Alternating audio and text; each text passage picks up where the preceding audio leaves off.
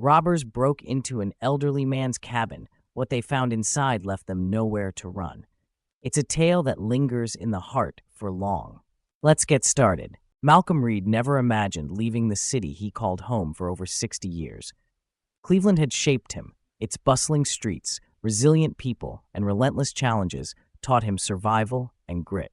As a firefighter, he faced life's extremes, battling towering infernos and risking his life for strangers. But years of smoke inhalation had left his lungs scarred, his breathing labored, and his body frail. Retirement was supposed to be peaceful, but the transition left Malcolm restless.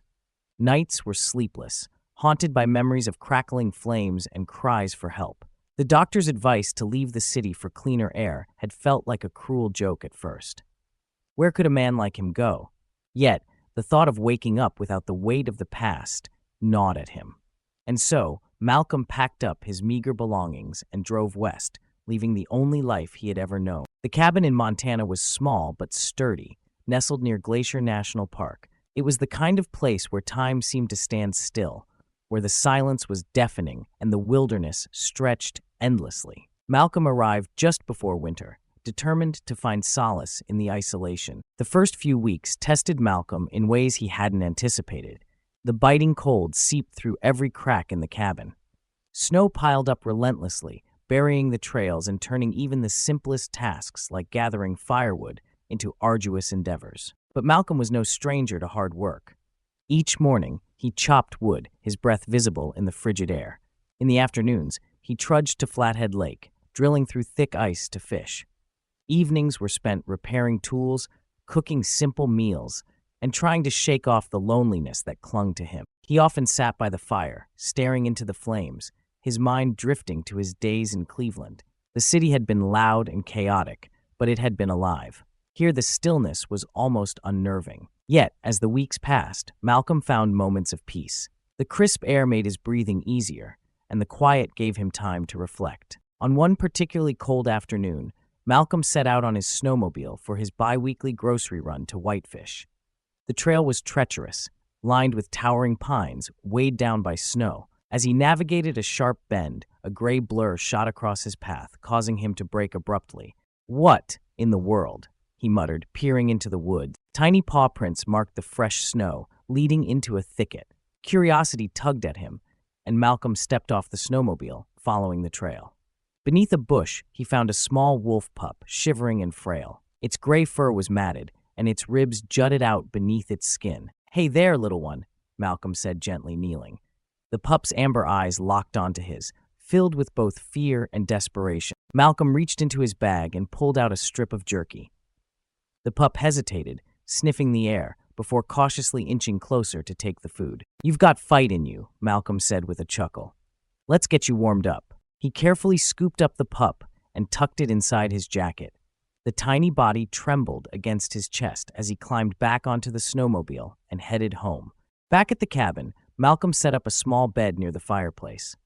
The pup, which he named Aspen, was wary at first but soon settled in.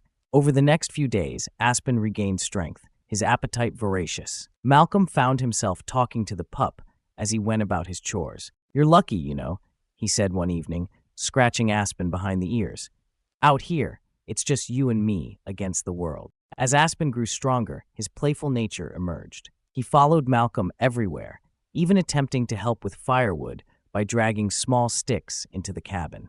The bond between them deepened, filling a void Malcolm hadn't realized was there. But as the snow began to melt, Aspen grew restless. One morning, the pup stood by the door, pawing at it and whining softly. "You're ready, huh?" Malcolm said, his voice tinged with sadness. "I can't keep you here forever." He opened the door, watching as Aspen disappeared into the trees. The cabin felt emptier than ever. Weeks passed, and Malcolm adjusted to life without Aspen. Then, one evening during a snowstorm, he heard a scratching at the door. Opening it, he found Aspen standing there, his fur coated in snow. Malcolm's heart swelled as he ushered the wolf inside. "You couldn't stay away, could you?" he said, laughing. Aspen's visits became routine, especially before storms. Malcolm jokingly called him his barometer.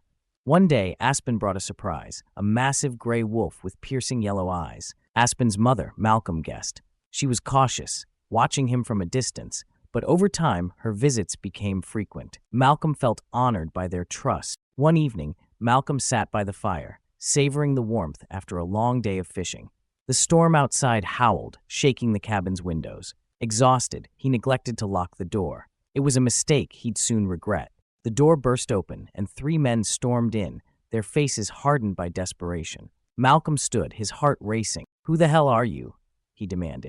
The leader, a wiry man with a scar running down his cheek, smirked. "Relax, old man. We just need food and a place to warm up." The situation escalated quickly. The men tied Malcolm to a chair, ransacking his supplies. Their desperation was evident, but so was their cruelty. Malcolm's chest heaved as despair clawed at him. Bound to the chair, he watched helplessly as the men rifled through his belongings, overturning shelves and scattering supplies across the cabin floor. Vince, their leader, smirked as he held Malcolm's small stash of cash. "You should have locked the door, old man," he sneered. Malcolm's hands curled into fists, the ropes biting into his skin. He wasn't afraid of death. He'd faced it countless times as a firefighter, but the thought of these men defiling his sanctuary stung like a fresh wound. His breath quickened, a mix of anger and helplessness roiling inside him. A low, menacing growl suddenly cut through the air. Malcolm froze. The men turned toward the doorway, startled. Standing there, framed by the swirling snow, was Aspen. His fur bristled, teeth bared, and amber eyes blazing with a ferocity Malcolm had never seen before. "What the?" one of the men stammered, backing away. Aspen didn't wait. With a savage snarl, he launched himself at the nearest man, clamping his jaws onto his leg. The man screamed, thrashing as he tried to shake the wolf loose, but Aspen held firm, growling low and deep. Chaos erupted. One of the men reached for his weapon, fumbling with trembling hands. Vince cursed, raising his gun. "Shoot it! Shoot that damn thing!" Vince barked. "No," Malcolm yelled, his voice raw and desperate. "Don't you dare!" The cabin exploded with the sound of a gunshot. Aspen yelped, a piercing, heart-wrenching cry that echoed through the room. Malcolm felt as though the bullet had hit him instead. He watched, helpless, as Aspen collapsed to the floor, his blood staining the wooden planks beneath him. "No!" Malcolm roared, struggling against his bindings. His heart shattered as he saw Aspen's small body lying motionless. The pup's shallow, labored breaths were the only sign of life. Tears blurred Malcolm's vision as rage and despair consumed him. For a moment, the cabin fell eerily silent. The man Aspen had attacked clutched his bleeding leg, groaning in pain. Vince stood frozen, the gun still in his hand, his smirk replaced with a look of unease. Malcolm's gaze remained fixed on Aspen, his voice breaking as he whispered, "You brave, foolish boy. Hold on, please, just hold on." The fire flickered in the hearth, its warmth a cruel contrast to the icy dread gripping Malcolm's chest. Aspen had fought for him, sacrificing himself without hesitation. The pup's bravery had bought a precious moment of hope, but the fight wasn't over yet. Aspen's mother charged into the cabin, a blur of gray fury. She attacked with precision, knocking the leader, Vince, to the ground. Her snarls echoed through the room as the other 2 men scrambled to escape. They fled into the storm, leaving their weapons behind. Vince lay pinned beneath the massive wolf, his face pale with fear. Malcolm, heart pounding, managed to free himself from the ropes binding his wrists. He grabbed the nearest item, a heavy fire poker, and stood over Vince, his chest heaving. "You stay down," Malcolm growled, pointing the poker at the terrified man. Aspen lay bleeding on the floor, his shallow breaths cutting through the tension. Malcolm dropped to his knees beside the wolf, his hands trembling as he tried to stem the blood. Vince, still pinned by the wolf's mother, began begging. "Please, man, I didn't mean it. Let me go. I'll leave, I swear." Malcolm ignored him. He reached for the old rotary phone on the wall and dialed the sheriff's office in Whitefish. The storm made the connection crackle, but he managed to relay the situation. "There are 3 men, escaped prisoners. They broke into my cabin, and one of them is still here," Malcolm said, his voice tight with urgency. "I've got him restrained, but the others ran off into the woods. We'll send a team out right away," the dispatcher assured him.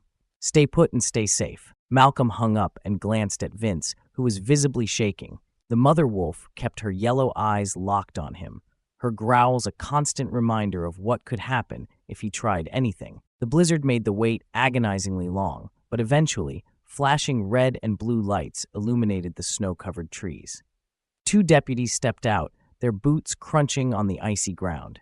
They entered the cabin cautiously, their eyes widening at the sight of the massive wolf standing over Vince. "Well, this is a sight," one of the deputies muttered, holstering his weapon as Malcolm gestured that the situation was under control. Malcolm coaxed the mother wolf to step back, speaking to her in a calm, steady voice. She reluctantly moved away, allowing the deputies to handcuff Vince and escort him out into the snow. "We'll track the other two," the second deputy said. "You're lucky to be alive." Malcolm nodded, his gaze shifting back to Aspen. "I had help." The deputies gave him a puzzled look, but didn't question it. As they left, Malcolm closed the door and turned his full attention to Aspen. For 3 days, Malcolm tended to Aspen, doing everything he could to save the wolf pup. He spoke to him softly, telling him stories of his days as a firefighter, willing him to hold on. But on the third night, Aspen took his final breath. Malcolm cradled him, tears streaming down his face. The mother wolf stayed by her pup's side, refusing food or water. Malcolm knew the pain of losing family all too well. 5 days later, she too passed away, lying beside Aspen. With a heavy heart, Malcolm buried them together on a hillside overlooking the forest. He carved a wooden marker that read, "Aspen and Mama Wolf, loyal and brave." In the days that followed, Malcolm received a visit from the sheriff. The other two fugitives had been captured thanks to Malcolm's call and the storm, which made their escape impossible. The sheriff commended him for his bravery, though Malcolm insisted it was Aspen and his mother who deserved the credit. Back in his cabin, Malcolm found himself changed. The wolves had taught him the power of trust, loyalty, and sacrifice. As he sat by the fire, their absence was deeply felt, but their memory filled the space with warmth. Malcolm knew that even in the harshest wilderness, love and connection could thrive. And that made all the difference. Malcolm and Aspen's journey is a powerful story of trust, bravery, and the unbreakable bond between man and wolf. From their quiet moments in the wilderness to the ultimate acts of courage, it's a tale that lingers in the heart. How did the story make you feel? We'd love to hear how this story resonated with you. Share your thoughts in the comments below. Thank you for watching and inspiring us.